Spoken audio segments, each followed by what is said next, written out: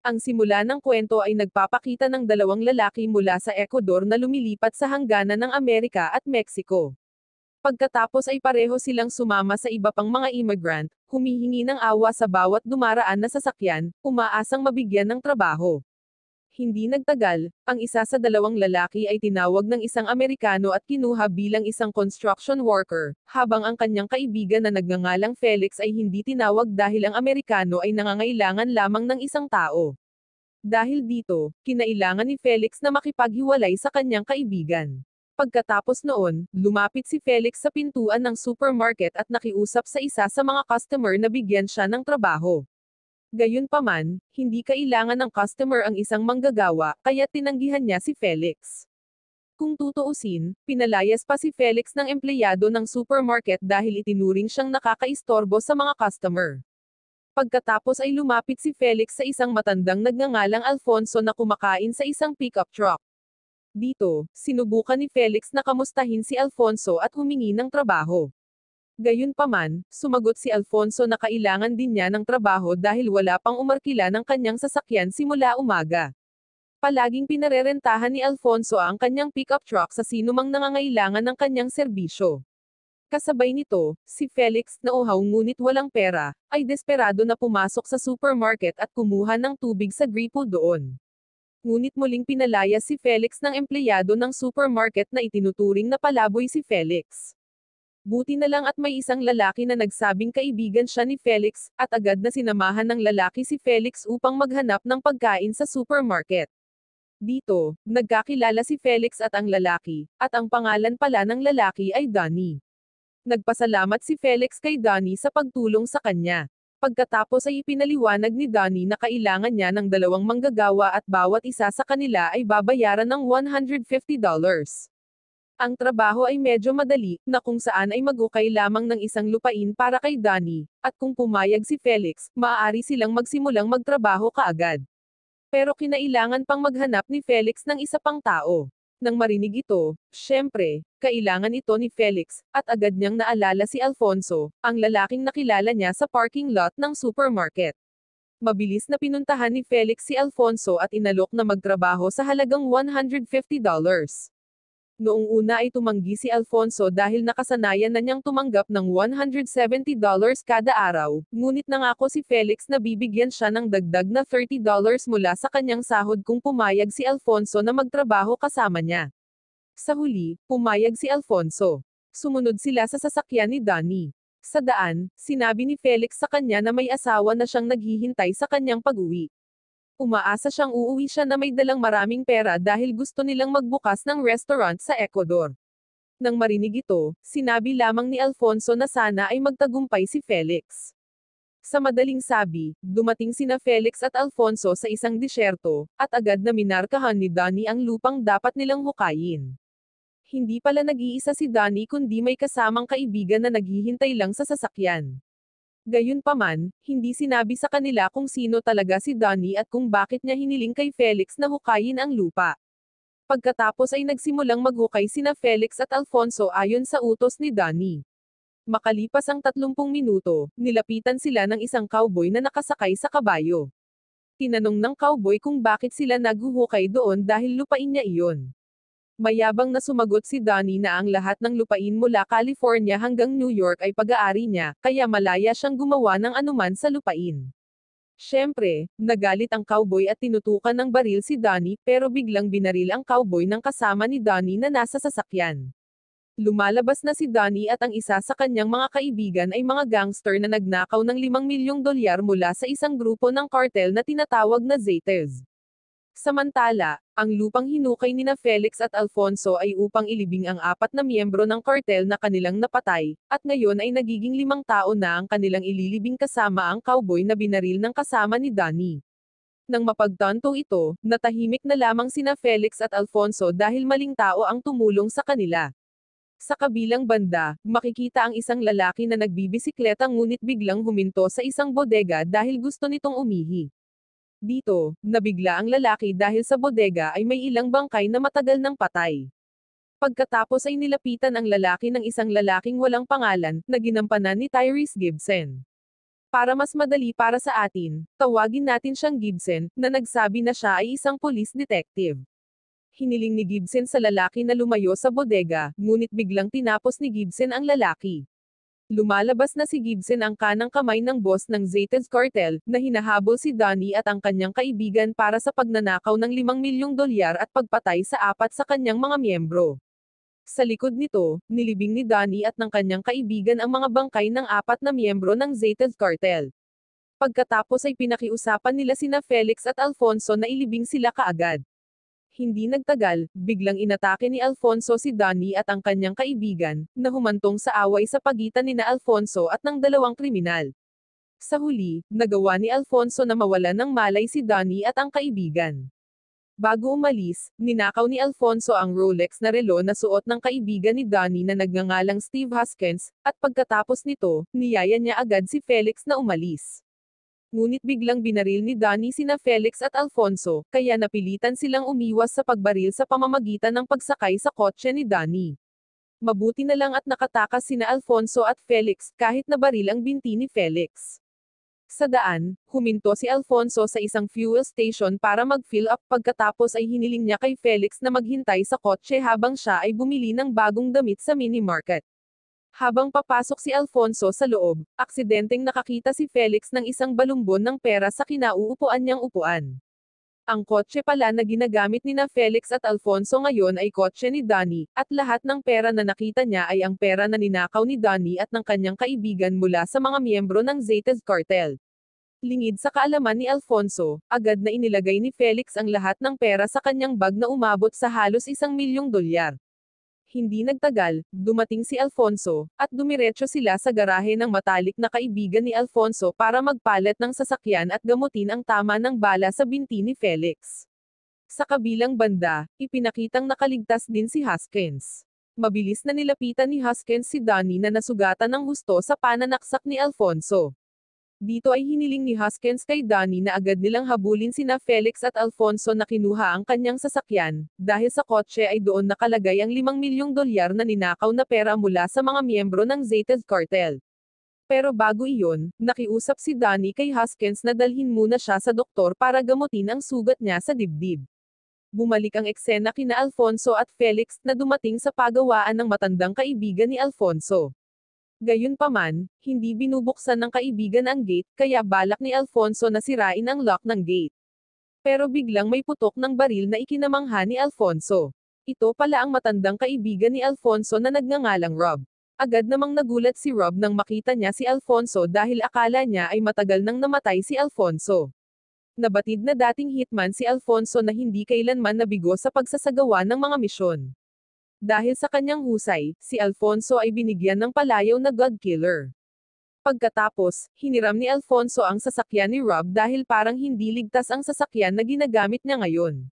Hiniling din ni Alfonso kay Rob na makipag-ugnayan sa doktor para gamutin ang tama ng bala sa binti ni Felix. Hindi nagtagal, nakipag-ugnayan si Rob sa doktor, at hiniling ng doktor na madala kaagad si Felix sa kanyang klinik. Hindi nag-iisip, agad na dinala ni Alfonso si Felix sa klinik ng doktor gamit ang kotseng hiniram kay Rob. Samantala, ang kotse na ninakaw ni Alfonso kay Donnie, ibinigay niya kay Rob, at dapat sirain ni Rob ang sasakyan. Sa daan, hindi pa rin namaalaya ni Alfonso na itinago ni Felix ang $1 milyong na natagpuan sa sasakyan ni Donnie kanina. Si Felix na mismo ay ayaw bitawan ang kanyang bag dahil doon itinatago ni Felix ang kanyang $1 milyon. In short, nakarating na sa klinik sina Alfonso at Felix. Dito, pinakiusapan ni Alfonso ang doktor na alisin agad ang bala na nasa binti ni Felix. Kasabay nito, biglang tinawagan ni Rob si Alfonso at pinabalik dahil may naiwan. Sa huli, iniwan ni Alfonso si Felix sa doktor at nangako siyang babalik kaagad. Binigyan ni Alfonso ng pera ang doktor at ang relong Rolex na ninakaw niya kanina bilang bayad sa doktor. Pagkaalis ni Alfonso ay sinimulan na ng doktor na kunin ang bala sa binti ni Felix. Makalipas ang ilang minuto, natanggal na ang bala sa binti ni Felix. Iminungkahi ng doktor na maghintay si Felix sa katabing silid hanggang sa bumalik si Alfonso para sunduin siya. Sa kabilang banda, si Alfonso mismo ay dumating na sa pagawaan ni Rob. Sinabi ni Rob na winasak na niya ang kotse na ninakaw ni Alfonso kay Donnie. Sa lahat ng upuan ng kotse ay may kabuuang 4 na milyon dolyar, ngunit sa upuan lamang kung saan nakaupo si Felix ay walang pera. Ibig sabihin, kinuha ni Felix ang pera at inilagay sa kanyang bag. Nang marinig ito, syempre, nakaramdam ng kawalan ng respeto si Alfonso kay Felix dahil dapat sa simula pa lang ay sinabi na ito ni Felix sa halip na itago. Mabilis na bumalik si Alfonso sa klinik para kunin si Felix. Bumalik ang eksena sa pagtawag ni Felix sa kanyang pinsan gamit ang landline ng doktor. Sa Amerika pala nakatira ang pinsan ni Felix at ngayon ay hinihingi niya ang detalyadong address ng pinsan dahil pupunta si Felix sa kanyang bahay. Matapos makuha ang address ng kanyang pinsan, nang hindi namaalaya ni Felix ay nasa labas na si Hoskins, dinadala si Donnie para ipagamot din sa doktor. Noong una ay tumanggi ang doktor na gamutin si Donnie dahil sarado na siya, gayunpaman, hinarap ng kaibigan ni Donnie ang doktor kaya hindi maiwasang dinala siya ng doktor sa operating room. Sa likod nito ay napagtanto na lamang ni Felix na kasama ng doktor si Donnie at ang kanyang kaibigan, kaya dali-dali siyang umalis sa lugar na iyon. Kasabay nito, patuloy na pinilit ni Hoskins ang doktor na gamutin si Donnie. Hindi komportable ang doktor kaya sinubukan niyang lumaban. Palihim na kinuha ng doktor ang baril sa kanyang drawer at nang babarilin na niya si Hoskins, ay nauunahan siya nito. Sa huli, kinailangang mamatay ang doktor dahil binaril siya ni Hoskins. Dito, aksidenteng nakita ni Hoskins ang kanyang Rolex na relo na kinuha noon ni Alfonso. Sa wakas ay napagtanto ni Hoskins na sina Alfonso at Felix ay nagpagamot din sa lugar na ito at ang relo ay bayad para sa doktor. Hindi nagtagal, nagising si Donnie mula sa kawalan ng malay at agad niyang tinanong kung nasaan na sila. Sumagot ang kaibigan na nasa klinik sila at niligtas niya ang buhay ni Donnie. Bilang kapalit, hiniling ng kaibigan kay Donnie na hanapin agad sina Felix at Alfonso para makuha nila ang 5 milyong dolyar. Samantala, si Hoskins ay magpapahinga muna sa lugar na ito. Si Donnie na nakaramdam ng insulto dahil inutusan siya, kaya agad niyang binaril si Hoskins nang hindi nag-iisip. Sa kabilang banda, ipinakita si Felix na nasa harapan pa rin na silid at sinusubukang tumakas. Gayunpaman, muling nanghihina ang kanyang tuhod kaya kinailangan niyang gumapang. Hindi nagtagal, hinabol ni Donnie si Felix hanggang sa tuluyang mahuli si Felix ni Donnie. Dito, humingi ng tawad si Felix at nangakong ibabalik ang 1 milyong dolyar sa kanyang bag, dahil yun lang ang kinuha niya sa kotse. Pero ayaw ni Donnie dahil ang gusto niya ay ang lahat ng 5 milyong dolyar, hindi 1 milyong dolyar. Sinabi ni Donnie kung hindi sasabihin ni Felix kung nasaan ang natitirang pera, tatapusin niya si Felix. Ngunit biglang, inatake si Donnie mula sa likuran, na naiwan itong patay. Ito pala ay si Gibson, isang lalaking walang pangalan, ang kanang kamay ng Zetas cartel na ninakawan ni Donnie at ng kanyang kaibigan ng pera. Pagkatapos nito, inusisa ni Gibson si Felix sa pamamagitan ng pagtatanong kung nasaan ang natitirang 4 na milyong dolyar dahil pag-aari ito ng Zetas cartel. Nanumpa si Felix na 1 milyon lang ang nakita niya sa ilalim ng upuan ng kotse ni Donnie, at ang iba ay hindi alam ni Felix kung saan. Tinanong din ni Gibson kung nasaan na ang sasakyan dahil sigurado siyang nasa sasakyan pa rin ang natitirang pera. Sinabi ni Felix na winasak ni Rob ang sasakyan, at si Rob ay isang matalik na kaibigan ni Alfonso. Nang marinig ito, agad na kinaladkad ni Gibson si Felix para ihatid sa kinaroroonan ni Rob dahil sigurado siyang nasa kamay na ni Rob at Alfonso ang 4 na milyong dolyar. Ilang minuto pagkaalis ni Gibson kasama si Felix, dumating si Alfonso sa klinik. Gayunpaman, natagpuan lamang niya ang doktor at ang patay na si Hoskins. Kasabay nito, tinawagan ni Rob si Alfonso at hiniling na bumalik kaagad dahil may bisita ngayon si Rob, si Gibson, ang kanang kamay ng Zetas cartel. Nang marinig ito, agad na bumalik si Alfonso sa kinaroroonan ni Rob. In short, pinaputukan agad ni Rob ang sasakyan ni Gibson pero sa kasamaang palad, hindi niya nakita si Gibson at narinig lang niya ang boses ni Felix na nakakulong sa trunk ng sasakyan. Paglabas niya ay sinabi ni Felix na nagtago si Gibson sa kabilang sasakyan at biglang nagkaroon ng shootout sa pagitan ng dalawa. Dahil dito, napatay ni Gibson si Rob. Pagkatapos ay inilagay ni Gibson si Felix sa trunk ng kotse habang hinahanap niya ang kanyang 4 na milyong dolyar sa pagawaan ni Rob. Pagkapasok ay hinanap agad ni Gibson ang pera sa bawat kwarto at hinalungkat ang mga gamit doon, ngunit hindi nakita ni Gibson ang pera dahil itinago ito ni Rob sa isang lihim na lugar, at ngayon ay si Alfonso lang ang nakakaalam sa lugar. Hindi nagtagal ay dumating na si Alfonso at agad niyang nilapitan si Rob na wala ng buhay. Pagkatapos ay lumapit si Gibson kay Alfonso habang hinahagis ang isang bag na may laman na $1,000,000 na ninakaw ni Felix. Hiniling ni Gibson kay Alfonso na sabihin sa kanya kung nasaan ang lahat ng pera kung gusto pa ni Alfonso na mabuhay. Nangako si Alfonso na sasabihin sa kanya kung nasaan ang pera basta palayain ni Gibson si Felix. Bagamat dismayado siya kay Felix, nag-alala pa rin si Alfonso dahil nang makita niya si Felix, pakiramdam ni Alfonso ay nakikita niya ang sarili niyang kapatid. Hindi nagtagal, inilabas ni Gibson si Felix sa trunk ng sasakyan habang nakatutok sa kanya ang baril. Pagkatapos ay lumapit si Alfonso habang sinasabing siya ang pumatay sa nangungunang hitman ng Zetas Cartel. Kaya ang pagpatay kay Gibson ay hindi mahirap sa kanya dahil si Alfonso ay dating hitman na binyansagang god killer. Gayunpaman, hindi natakot si Gibson sa salita at patuloy na tinutukan ng baril si Felix. Sa huli, hiniling ni Alfonso kay Gibson na palayain muna si Felix at sa kanya lang sasabihin kung saan nakalagay ang lahat ng natitirang pera. Nang walang ibang pagpipilian, sa wakas ay pinakawalan ni Gibson si Felix, ngunit dahil gusto ni Felix na makabawi, sa wakas ay hinampid niya si Gibson sa ulo, dahilan para bumagsak ito. Walang pag-iisip, agad na binaril ni Alfonso si Gibson na wala nang magawa. Matapos mamatay si Gibson, agad na humingi ng tawad si Felix kay Alfonso dahil kinuha niya ang $1,000,000. Gayunpaman, hindi ito pinansin ni Alfonso. Ngayon pa lang ay binigay na ni Alfonso ang lahat ng pera kay Felix. Hiniling ni Alfonso kay Felix na bumalik sa Ecuador at magbukas ng isang restaurant kasama ang kanyang asawa, tulad ng sinabi ni Felix noon. Samantala, si Alfonso mismo ang mananatili rito dahil sigurado siyang may darating na ibang grupo ng Zetas Cartel.